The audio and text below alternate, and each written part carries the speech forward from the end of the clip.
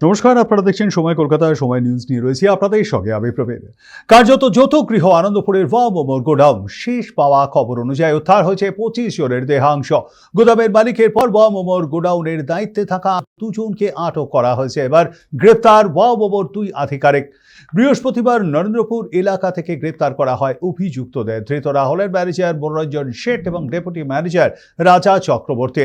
গ্রেপ্তারি পর শুক্রবারই তাদেরকে বারুইপুর মহকুমা আদালতে পেশ করা হয়। পুলিশ সূত্রে খবর, অভিযুক্তদের বিরুদ্ধে ফায়ার সার্ভিস অ্যাক্টের 11(j)/26/11L ধারা ও বিএনএস এর 109(2), 223, 288, 118(1), 109 ও 3(5) ধারায় মামলা রুজু হয়েছে।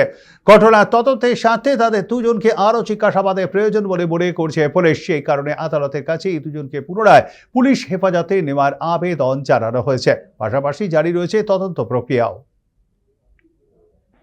এদিকে একটু তাকাও না, দুজনকে আবার তাকাবে তো কোনটা গাড়ি কোনটা?